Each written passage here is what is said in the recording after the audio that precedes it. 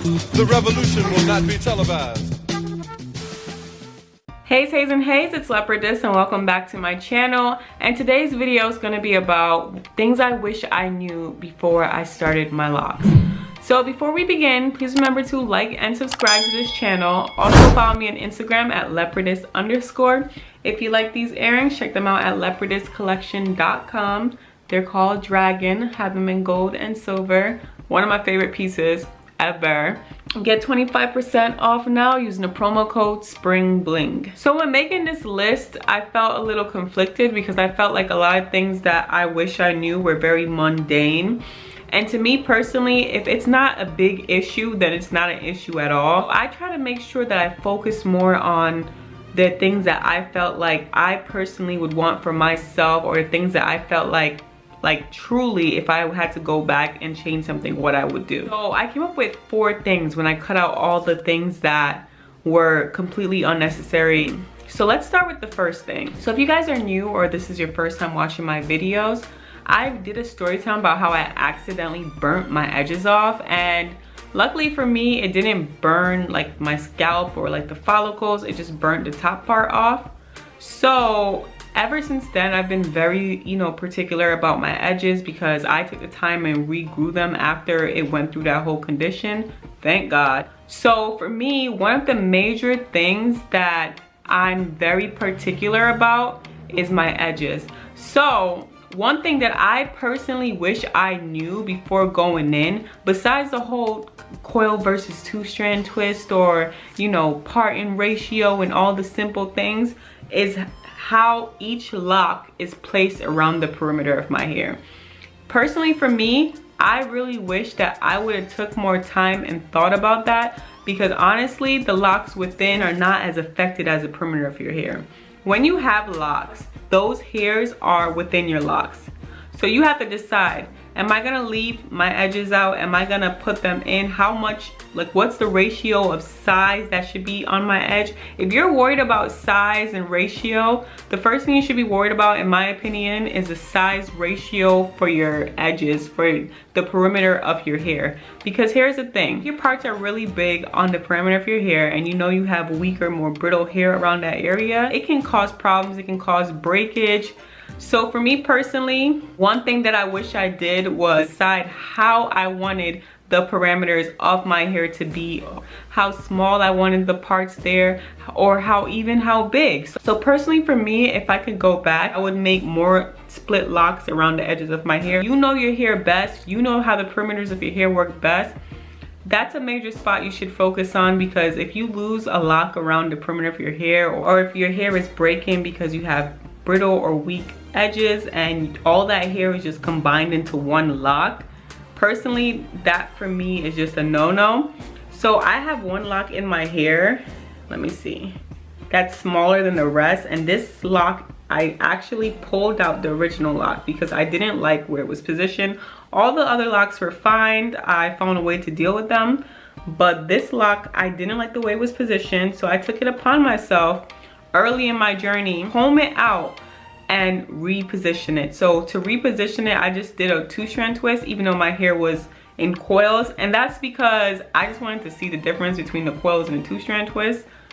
Sometimes you get curious, so that's why I combed it out and I redid it. I repositioned those locks. I've even changed locks in my hair, these two are one of the smallest locks in my hair, and that's because I decided I wanted a middle part, so I did these two with 2 coils.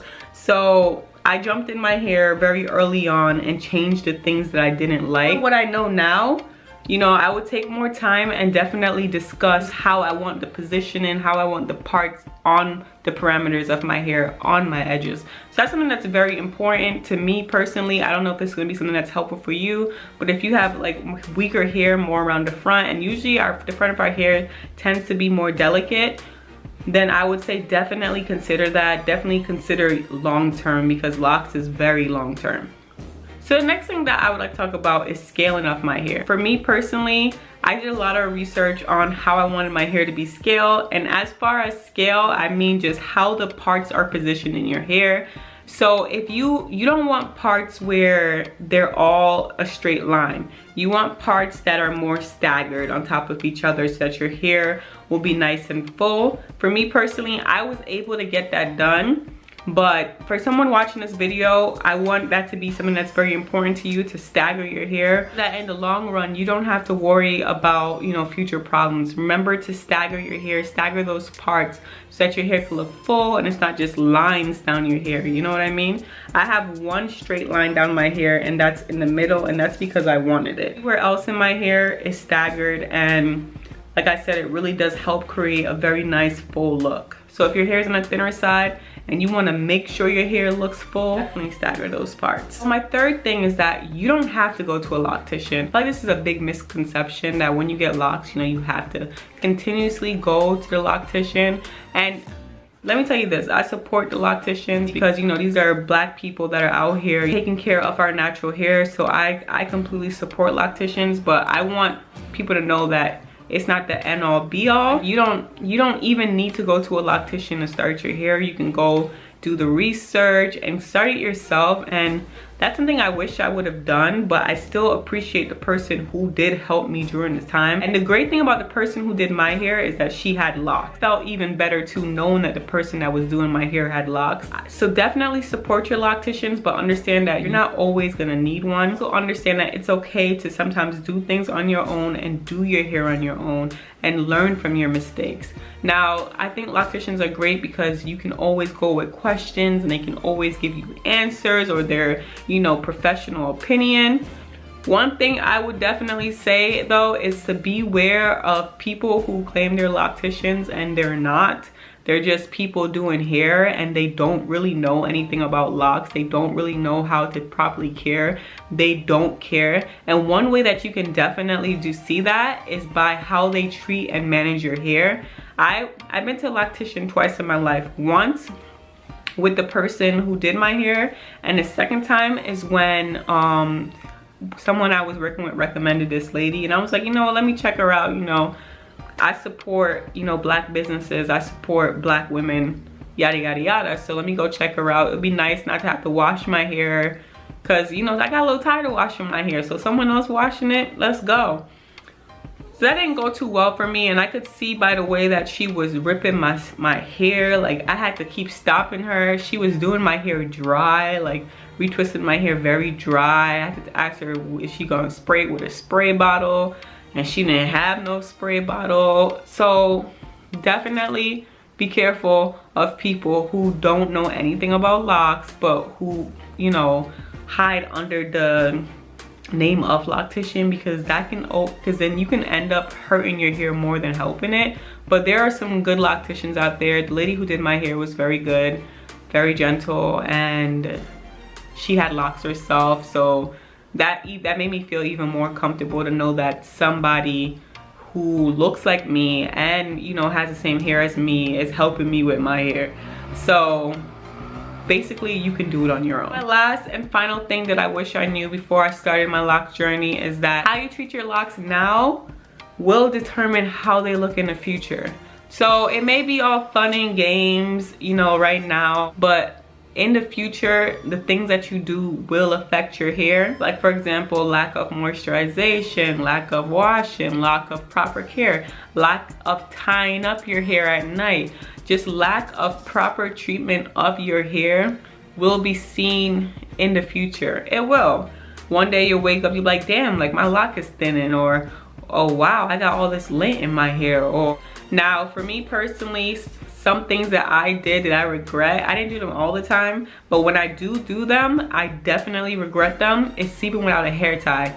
I used to, sometimes I used to forget to sleep without my hair tie, and honestly, that's not a good thing to do. I personally don't like it. I don't like the way my hair looks, and I can see the damage in my hair when I do not wear that head tie.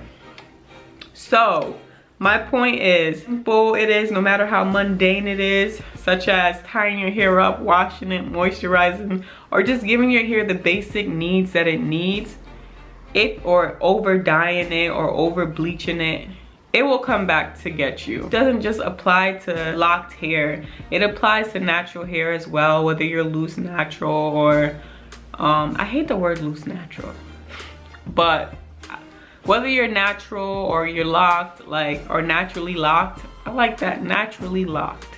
Whether you're natural or naturally locked, all the things that you do now will affect it in the future. So go into things remembering that, you know, how will this affect me long term? How will this affect my locks long term? Luckily for me, I stopped my bad habits, so hooray for me. It's like you have to remember how your actions can have a cause and effect, whether it's over bleaching, over dyeing, not moisturizing, all those simple stuff. But that's all I have for you guys. Those are the 4 things that I wish I knew before I got my locks. There's not many things that I wish I knew. I'm pretty satisfied with my locks. I'm pretty satisfied with my journey. I wouldn't change it for anything. But I wanted to share with you the things that personally bother me. But I appreciate you guys so much for watching. I really, really appreciate you guys. You guys don't know. Please remember to like and subscribe, share this video, comment, tell me some things that you wish you knew in the comments below. Feel free, you know, chat it up some. Also follow me on Instagram at leopardess_. And if you like these earrings, check them out at leopardesscollection.com. I have them in gold and silver named Dragon. But thank you guys so much for watching. Bye.